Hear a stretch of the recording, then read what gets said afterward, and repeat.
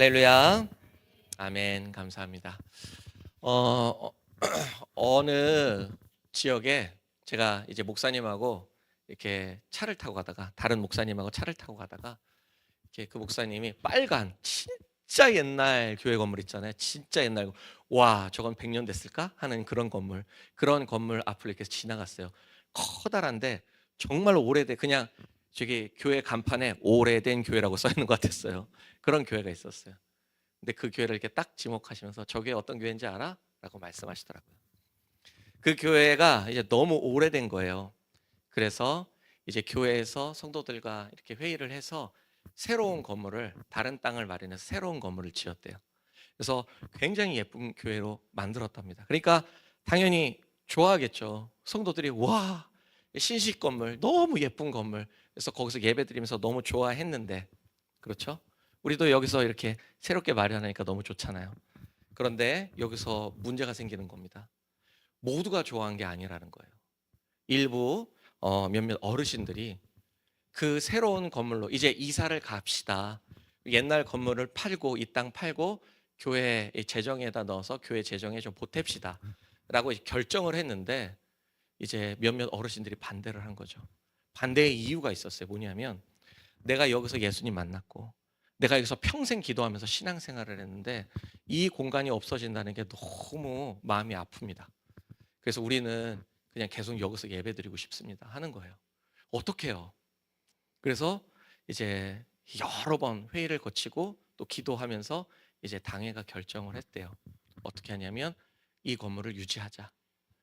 교회에 빚이 있었지만 빚은 우리가 해결할 수 있으니 이 건물 유지하자. 그리고 이 어르신들께서 돌아가시는 그날까지 여기서 예배할 수 있도록 해드리자. 그렇게 결정을 하셨다는 거예요. 그리고 이제 주일마다 부목사님들이 돌아가면서 한 분씩 이제 거기서 이제 예배를 집례하고 그리고 기도할 수 있도록 해드렸다고 그런 얘기를 들었습니다.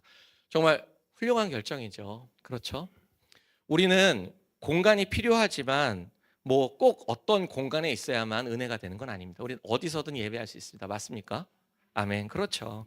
그러나 또 그 공간 안에서 주님과 만났던 그 아름다운 기억들, 그 추억들, 삶의 그 희망을 얻었던 그 아름다운 어떤 주님과의 교제의 순간들을 기억하는 그것도 굉장히 존중받아야 되는 것이죠. 누가 옳다라고 이야기할 수는 없는 겁니다. 그렇겠죠? 예. 그러니 새로 만든 아름다운 예배당에서도 기쁨이고 낡고 고장난 그 공간도 우리 주님 안에서 소중한 시간일 수 있는 겁니다. 오늘 비슷한 얘기가 오늘 성경에서 나와요. 이스라엘이 귀환했습니다. 그리고 그들은 허물어진 성전을 다시 짓기로 작정을 했어요. 그래서 오늘 어떻게 하냐면 성전의 기초 공사를 합니다. 아직 성전 벽돌 하나 세워지지 않았고 성전을 세울 수 있는 기초 공사만 한 거예요. 그리고 이스라엘이 모두 모여서 이날 예배를 드리자고 한 거예요. 그래서 예배를 드립니다. 그 기초 위에서. 그러자 이 예배가 묘한 분위기로 갑니다. 일부는 환호하고 얼마나 기뻤는지 정말 소리를 지르며 춤을 추며 환호하고 근데 또 누군가는 거기서 통곡을 하면서 슬퍼하며 눈물을 흘리는 거예요. 예, 이게 뭐지? 예, 한 예배 공간에 보십시오. 우리 상상해 보세요, 여러분들. 이제 우리 예배 드렸잖아요. 주일 예배 드리고 있잖아요. 근데 이쪽 분들은 막 기뻐 뛰며 막 춤추며 막 찬양하고 있고 이쪽 분들은 땅을 치며 통곡하고 장례가 난 거예요. 이런 그림 너무 이상하지 않습니까? 예, 오늘 그런 일들이 벌어진 겁니다. 그래서 우리는 오늘 요거를 생각해 봤으면 좋겠어요. 같은 자리에서 함께 예배하는데 우리는 어떤 마음으로 예배 드리는 것이 맞는가? 여러분, 그렇죠? 어떤 마음으로 예배 드리는 게 맞나요? 슬픔으로 통곡하는 모습, 기쁨으로 뛰며 찬양하며 온갖 악기로 소리를 지르며 예배 드리는 모습. 도대체 기뻐하는 사람들이 맞습니까? 아니면 슬퍼하고 통곡하는 사람들의 믿음이 더 깊은 겁니까? 그렇죠? 예, 요게 우리는 아마 마음속으로 다 답을 이야기하고 있을 거예요 지금. 예, 그러나 이게 실제로 우리의 삶과 신앙에서 나타나는 문제일 수 있어요. 어떤 분은 이렇게 얘기합니다. 예배는 기뻐해야지. 저도 처음에 첫 사역을 시작한 게 영등포였는데 거기서 이제 찬양을 인도했어요. 이유는 딱 하나예요. 기타 칠 줄 알아? 네. 그럼 찬양 인도해. 그래서 찬양했거든요. 본 적도 없고 그냥 막 앞에 띵가띵가하면서 찬양했는데, 그러니까 제가 부르고 싶은 찬양 막 불렀죠. 회중 찬양 몰랐어요. 그러니까 나중에 관리 집사님이 저를 딱 부르시더라고요. 성령이 임하시는 찬양은 빠른 찬양이야. 그래서 막 박수를 팍 칠 수 있도록 그렇게 찬양을 해야 돼. 제가 그 장면을 기도원에서 한번 봤어요. 저기 유명한 요 가까이 있는 기도원인데, 거기에 권사님들을 모시고, 권사님들이 기도원 가고 싶다고 해서 운전해서 갔죠. 그래서 맨 뒤에 앉았어요. 우리 젊은 사역자들은 그게 몹시 낯설거든요, 그 광경이. 정말 와, 그 넓은 공간에 방석을 따닥따닥 붙여서 양반 다리를 하고 앞사람 숨소리가 뒷사람에게 들릴 정도로 타다다닥 붙어서 꽉 채워 있는 거예요. 그리고서는 찬양을 시작하는데, 세상에 그렇게 빠른 비트는 쇼미더머니에서도 못 봤어요. 막 찬송가를 어떻게 그렇게 부르는지. 그리고 앞에 찬양 인도하시는 분이 한복을 입고 여자분이신데 걸걸한 목소리로 막 이러면서 찬양을 하시는 겁니다. 진짜 깜짝 놀랐어요. 그리고 앞자리에 있는 권사님들, 그 아주머니들이 이렇게 박수를 치면서 하는데, 해병대 박수 저리 가라 이렇게 박수를 치는데 그 날개짓으로 날아 올라갈 것 같더라고요. 그래서 저와 함께 간 저희 그 같이 그 사역하는 그 부목사님하고 둘이 갔는데, 둘이서 이러고 서 있었어요. 예, 그렇게 말씀하시는 분들이 있어요. 그래서 빠른 찬양을 해야 성령이 임하신다. 근데 성령이 임하시는 것 같더라고요, 그 자리에서. 예, 그래서 그런 분들의 눈에서는요, 눈으로 보면은 그런 말씀들도 하세요. 예배하러 딱 나는데, 저분은 왜 정말 찬양 시간에 고개를 이렇게 내고 입만 뻥긋뻥긋 하는 거야. 고개 들고 박수를 쳐야지. 왜 느린 곡 하면서 눈물을 짜내는 거야. 센 찬양하면서 마귀를 쫓아야지. 그렇게 하시는 분도 있습니다. 근데 반대로 어떤 분들은 정말 조용한 분위기에서 어떤 경건한 영성을 원하시는 분도 있어요. 어떤 교회 갔더니 남자들이 다 검은색 옷을 입어요. 그리고 어떤 분은 마이를 안 입으셨어요. 그러면 하얀색 와이셔츠를 입고 있어요. 와, 진짜 깜짝 놀랐어요. 수요 예배 갔는데 성가대가 쓰더라고요, 거기에. 성가대가 나왔는데 한 50여 명이 나오는데 전부 남자예요. 하얀 와이셔츠에 까만 바지. 그러고서는 탁 찬양하고 조용히 앉아. 박수 안 쳐. 가만히 있어요.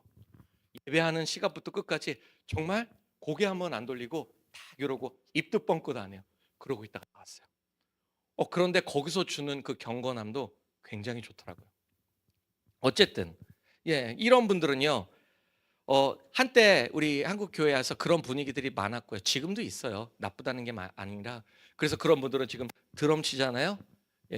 신디 치잖아요. 그럼 이거는 마귀 음악이라고 막 이렇게 하시는 분들도 한때 있었습니다. 자, 여러분, 예배는 그리고 또 주님 앞에 나아가는 마음은, 모습은 어떤 모습이어야 할까? 우리가 그냥 이렇게 신앙생활 하다 보면요, 나도 모르는 사이에 어떤 예배를 드리는 모습이나 감정을 하나로 통일하기를 바라는 내 마음이 희한하게도 생겨요. 예배는 이렇게 해야 되는 거 아니야? 그리고 예배할 때, 신앙생활 할 때 이런 마음으로 주님 앞에 나가야 되는 거 아니야?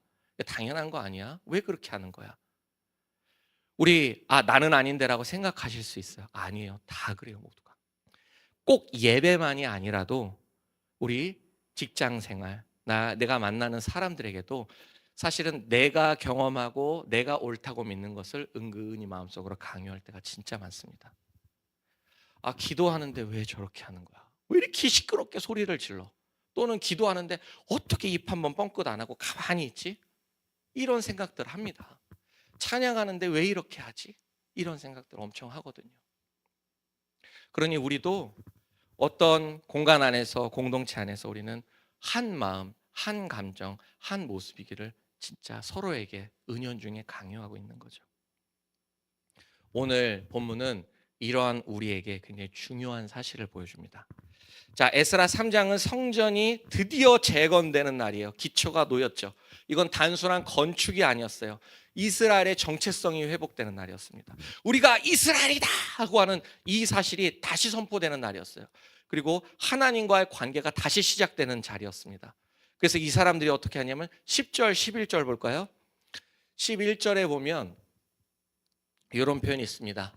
11절 한번 읽어볼까요? 시작. 그들은 서로 화답하면서 주님을 찬양하고 감사의 찬송을 불렀다. 주님은 어지시다. 언제나 한결같이 이스라엘을 사랑하신다.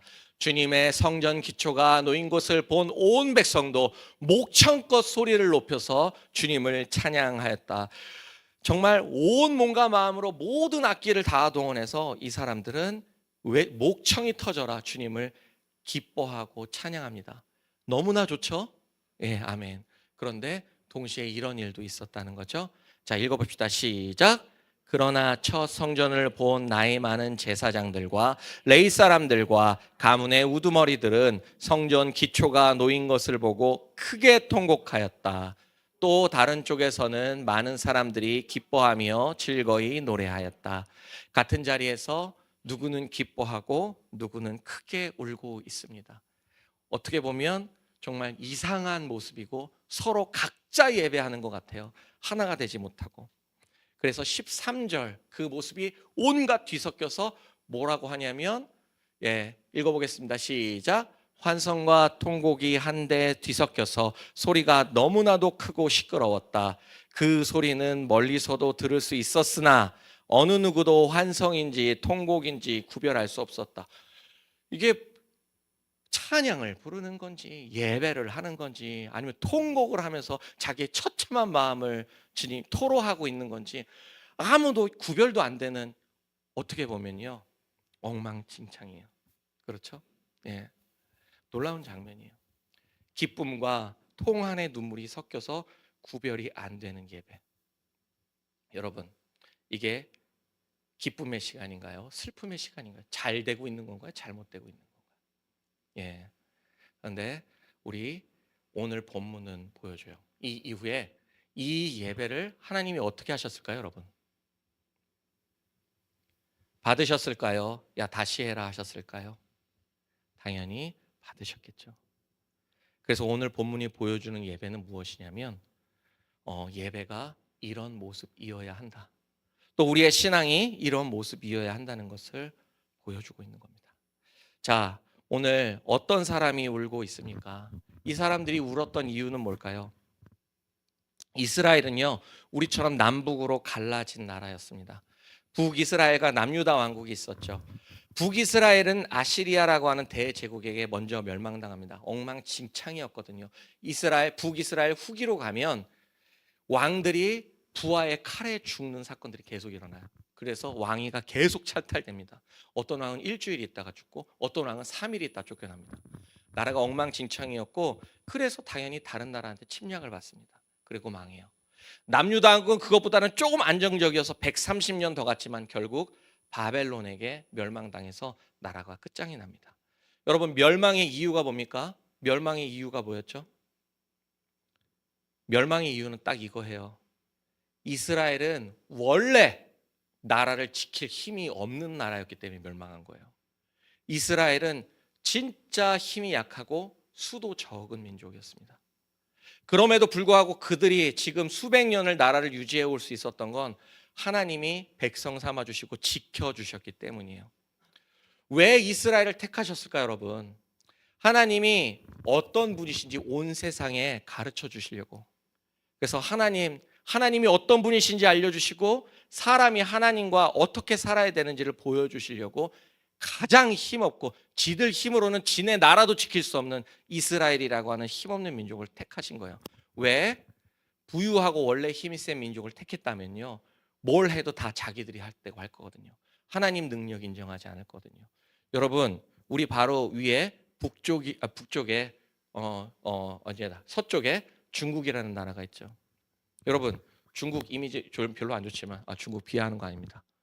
그런데 중국은요, 역사 대대로 원래 대단하고 강력한 나라였습니다. 우리가 중국보다 센 적이 있었어요? 유사일에 중국은 동아시아에서 가장 강력한 나라였어요. 그렇죠? 자, 저쪽에 지구 반대편에 이집트라는 나라가 있습니다. 이집트라고 하는 나라도 역사적으로 계속 강대국이었어요. 지금은 별로지만 지금 그들의 역사에서 가장 약한 나라예요. 하지만 그들은 원래가 대단한 나라였죠. 저 역사 채널을 많이 보는데 거기서 이제 이집트 학자가 하나 나와요. 그래서 뭐 활자가 발명됐다, 뭐 화약이 발명됐다, 종이가 발명됐다, 뭐 이렇게 얘기하면요, 항상 그 학자가 나서서 하는 말이 있습니다. 원조는 이집트입니다. 다 지네 거래. 이집트는 다 지네 거래요. 그런데 실제로 지네 거예요.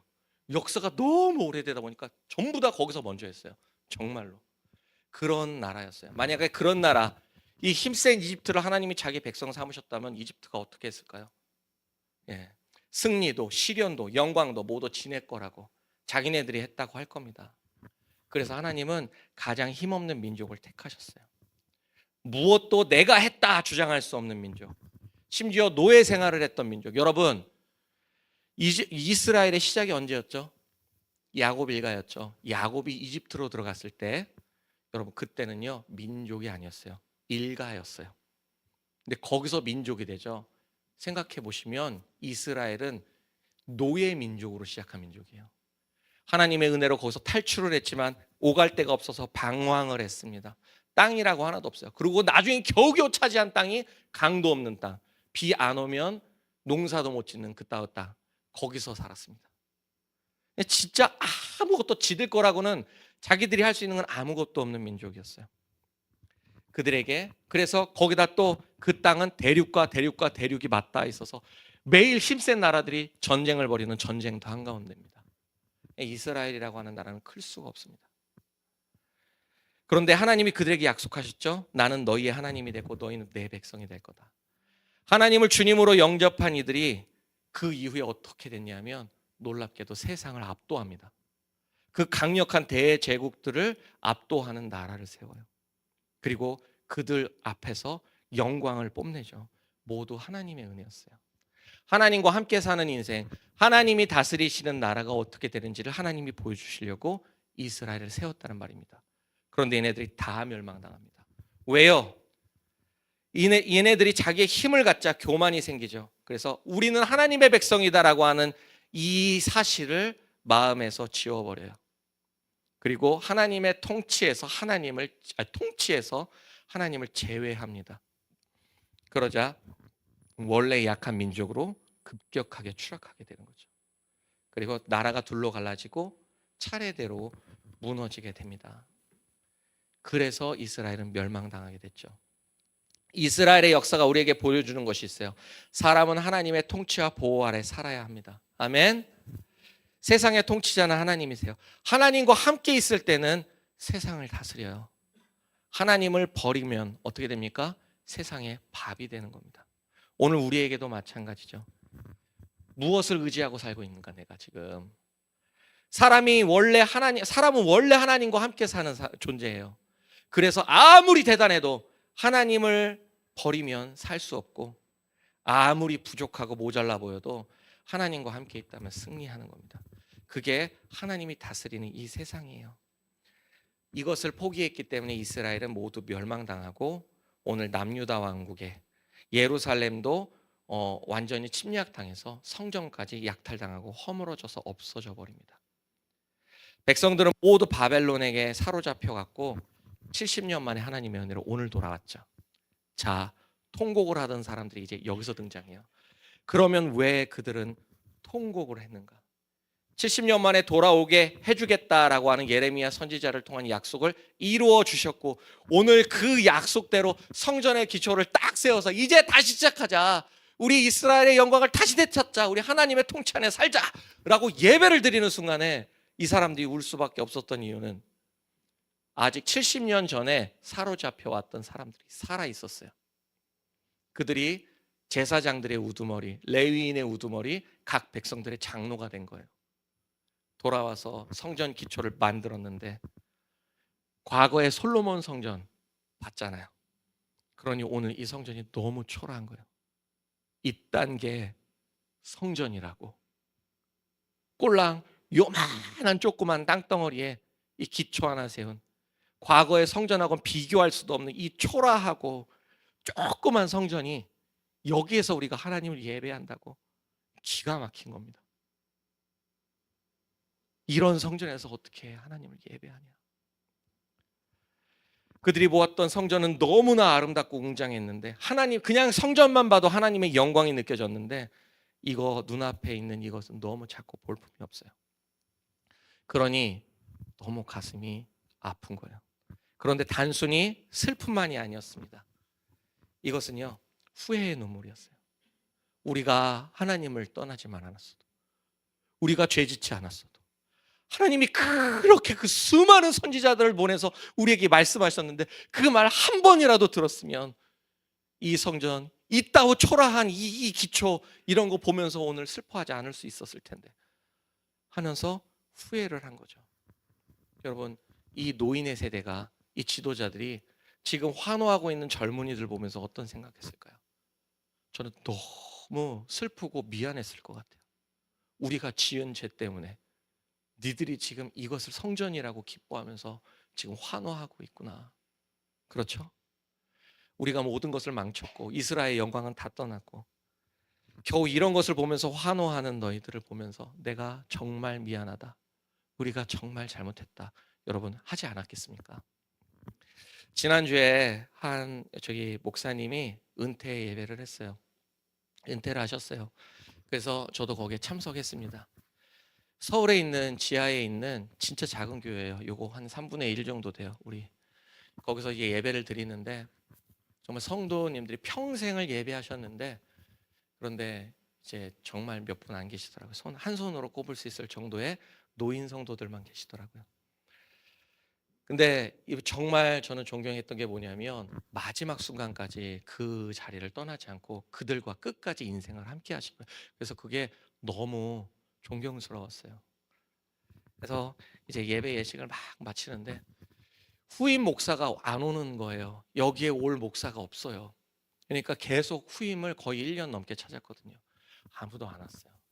근데 너무나 감사하게 누가 왔냐면 그 목사님의 아들이 이제 다른 데에서 사역을 하고 있었는데 거기를 이제 사임하고 여기로 오신 거예요.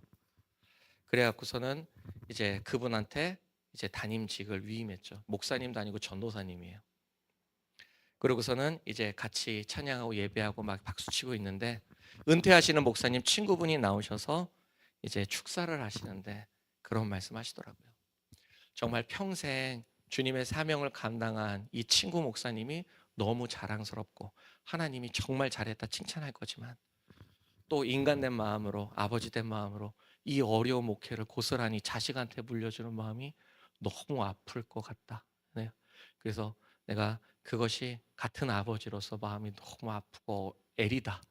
그렇게 말씀하시더라고요. 그렇죠. 우리 아들 전도사님은 너무나 훌륭한 결단을 했어요. 진짜 대견하더라고요. 그러나 또 아버지로서 미안한 마음도 동시에 이렇게 밀려오는, 정말 뭐라 그럴까요? 저도 그걸 보면서 마음이 많이 아프더라고요. 여러분, 오늘 통곡을 할 수밖에 없는 이유는 여기에 있었어요. 기쁜 날이지만 기뻐할 수만은 없는 이 복잡한 심경을 가지고 오늘 통곡으로 예배할 수밖에 없었던 겁니다. 기뻐하는 사람들은 어떤 사람들이에요? 젊은 세대 사람들이에요. 이 사람들은 포로 생활에서 돌아온 세대입니다. 얘네들은요 비교할 과거가 없어요. 그러니까 이 성전 기초만으로도, 이 조그만 기초만으로도 너무 감격스러운 거예요. 여러분, 이 사람들은요 어떤 마음이었냐면 이제는 눈치 보지 않고 예배할 수 있어요. 마음 목청껏, 얼마나 이게 한이 됐으면 막 그냥 목이 찢어져라 소리를 지르면서 찬양을 했겠습니까? 그동안에 얼마나 눈치 보며 살았으면. 그래서 이것으로 이슬은 너무나 기쁜 사람들이었어요. 우리가 전 세대 사람들이 그 다음 세대를 보면서 항상 걱정하는 게 그렇죠. 아, 얘네들은 우리처럼 고생하면 안 되는데, 얘네들은 우리처럼 상처받으면 안 되는데. 여러분, 그것은 다 허튼 걱정입니다. 우리 자녀 세대들은요 우리랑 다른 사람들이에요. 우리 같은 생각 전혀 하지 않습니다. 이들은 너무 기뻤어요. 그냥 하나님이 우리와 다시 함께 하신다, 마음껏 예배할 수 있다. 그래서 이들에게는 이 순간이 소망의 시작이었던 겁니다. 자, 누구의 신앙이 더 깊습니까? 누구의 예배가 더 옳습니까, 여러분? 예, 기뻐 찬양하는 사람, 통회하며 눈물 흘리는 사람, 어떤 마음으로 이날 예배했어야 되죠, 여러분? 이날 예배는 어떤 마음으로 했어야 됩니까? 그렇죠? 오늘 본문은 어느 쪽도 틀리지 않았다고 얘기해요. 모두 주님 앞에 드리는 정말 중요한 얘기, 진짜 마음으로 드린 예배였기 때문입니다. 후회와 회개의 눈물도 하나님 앞에 드려졌고, 기쁨의 함성도 우리 모두 하나님 앞에 드려졌어요. 하나님은 감정, 어떤 마음, 어떤 감정, 어떤 태도보다는 정말 진실함으로 나의 마음을 주님 앞에 드리는 예배를 기뻐하십니다. 아멘. 우리는 종종 예배를 이렇게 생각합니다. 준비된 모습으로 가야지, 좋은 상태로 가야지.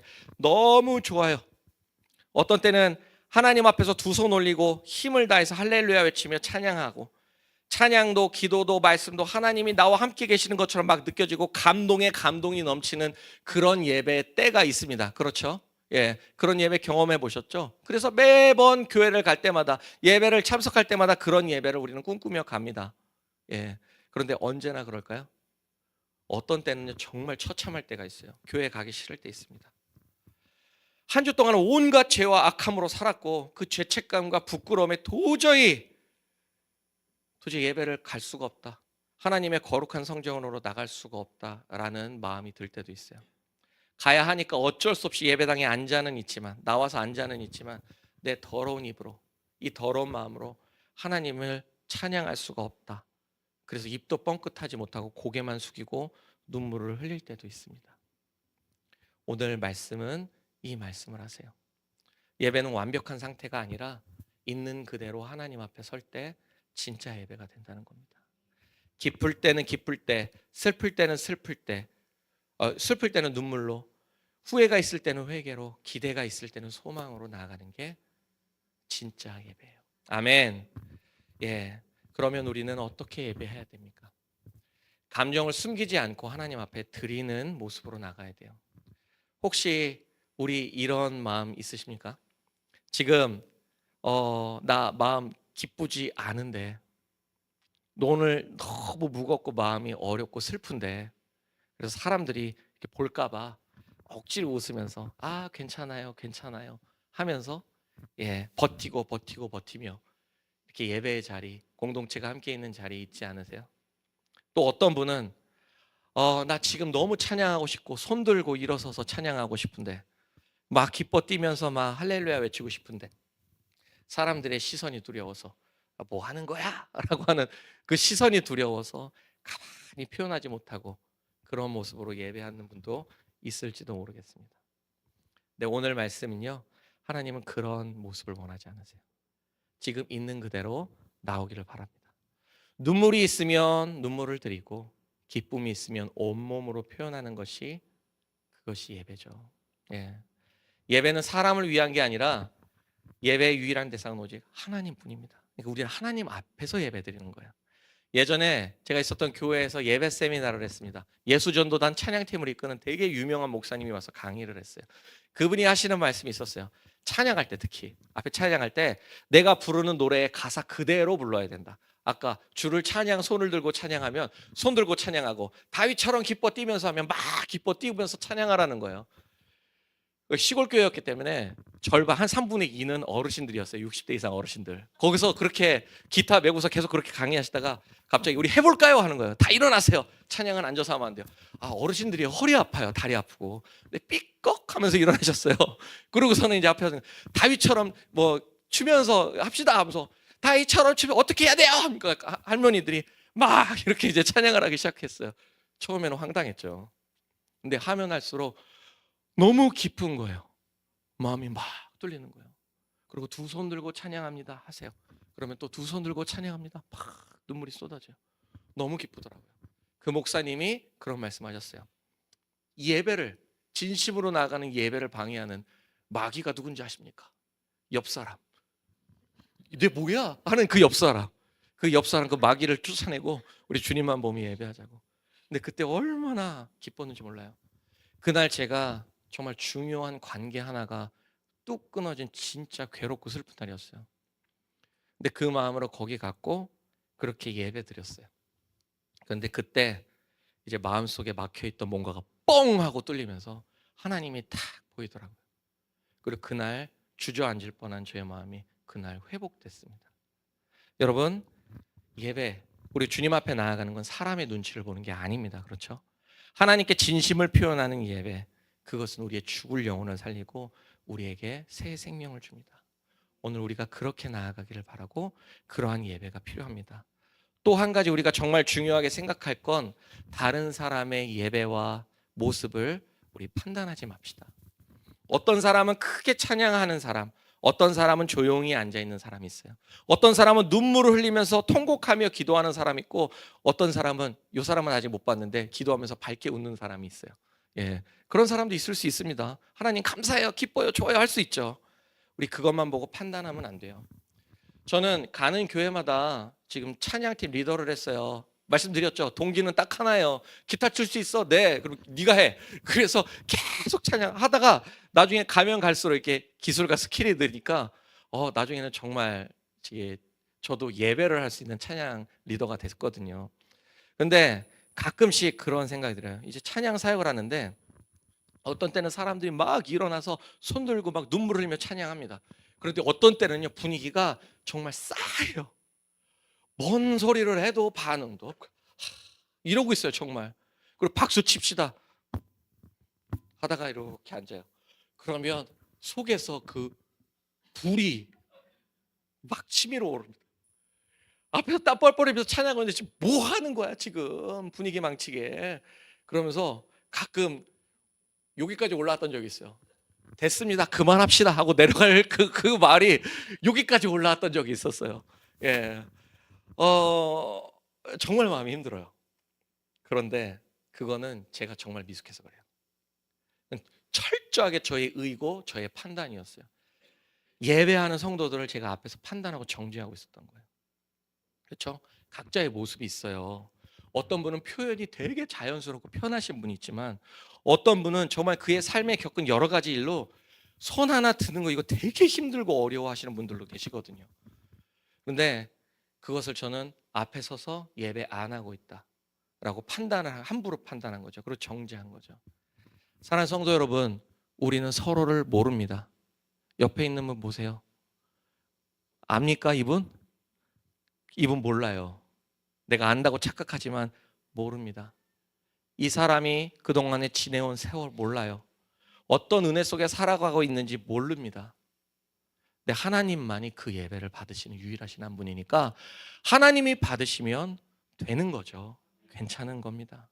그러니 우리는 서로를 판단하면 안 돼요. 마지막으로, 그래서 공동체는 다양한 감정과 모습을 품는 자리여야 돼요. 오늘처럼 진짜 공동체는요, 한 가지 감정만 있는 곳, 한 가지 표현만 하는 것, 한 가지 모습으로 서 있는 곳이 절대 되어서는 안 된다고 말합니다. 여러분, 근데요, 한 가지 감정, 한 가지 모습이면요, 정말 편해요. 걱정할 게 없어요. 그래서 군대에서 모두를 똑같이 하죠. 똑같은 군복을 입히고 똑같은 훈련을 시키고 똑같이 말하게 하고 똑같이 움직이게 하잖아요. 정말 정말 편합니다. 그러나 교회는 군대가 아니라서 그러면 안 돼요. 목숨을 걸고 지금 이 공동체 안에 있는 모든 사람들, 자, 이스라엘 공동체를 보면 목숨을 걸고 모두 하나님을 섬기고자 귀환한 사람들입니다. 모두 진짜 하나님을 죽도록 사랑하는 사람이었어요. 그 귀한 믿음들의 사람들의 모임에서 어떤 사람은 기쁨을 느낄 수도 있고요, 어떤 사람들은 정말 후회와 정말 슬픔과 통곡을 느낄 수도 있는 겁니다. 그렇죠? 우리 공동체도 마찬가지입니다. 어떤 사람은 진짜 아픈 사람이 있어요. 아파서 아직도 회복되지 못하는 사람들이 있고, 어떤 사람은 회복 중인 사람도 있고, 어떤 사람은 이겨낸 사람도 있겠죠. 그런데 그들 모두가 서로를 품을 수 있어야 그게 소중한 공동체가 되는 거라고 믿습니다. 모든 사람들이 함께 예배할 때 진정한 마음으로 자기의 마음을 내어놓고 그것을 우리가 서로 받아줄 때 주님이 꿈꾸시는 교회와 예배가 될 거라고 믿어요. 있는 모습 그대로 받아준다. 너무 좋은 말이죠. 근데 여러분, 여기서 오해하면 안 되는 부분이 한 가지 있습니다. 하나님은 죄인이든 뭐든 나를, 주님 앞에 나오는 모든 사람을 다 받아주십니다. 맞습니까? 맞아요. 하나님은 모두 받아주십니다. 그러나 받아주신 이후에 그 죄인이 편하게 살게 해주지는 않으세요. 그가 죄를 깨닫고 그를 구원하고 변화시켜 죄에서 자유를 얻는 새 사람이 되는 역사를 이루시는 거죠. 편하지는 않아요. 하지만 모두를 받아주시는 겁니다. 변화와 생명과 자유를 위해서 우리는 그렇게 해야 되는 거고, 주님도 오늘 그러한 사역을 하고 계신 겁니다. 사랑하는 성도 여러분, 오늘 에스라 3장의 예배는 귀환한 이스라엘의 소중한 첫 예배입니다. 그리고 하나님 보실 때 정말 아름다웠던 회복된 이스라엘의 아름다운 예배였어요. 그 속에는 울음과 기쁨이 섞여서 중요한 포인트가 있죠. 구별되지 않았다. 구분되지 않았다. 그것은 무슨 소리냐면 그 모든 것을 하나님이 다 받으셨다라고 하는 말씀입니다. 이것이 주님이 받기 원하시는 진짜 예배였을지 모르겠어요. 그곳에서 사람들은 진짜 삶을 주님 앞에 드렸어요. 진짜 마음을 드렸습니다. 오늘 우리도 그렇게 예배하는 사람, 그렇게 주님 앞에 나아가는 사람이 됐으면 좋겠습니다. 기쁨이 있으면 눈치 보지 말고 기쁨을 표현하세요. 슬픔이 있고 눈물이 있으면 어때요? 엉엉 울어도 상관없잖아요. 그렇죠? 예. 하나님은 완벽한 감정을 찾는 분이 아니라 진실한 마음을 찾는 분이세요. 눈물과 기쁨이 함께 있는 예배, 그런 진실한 예배를 우리가 드리며 이 혼란하고 악한 세대에 그 진실한 예배를 이어가는 하나님 나라의 공동체가 되기를 주님의 이름으로 축원합니다.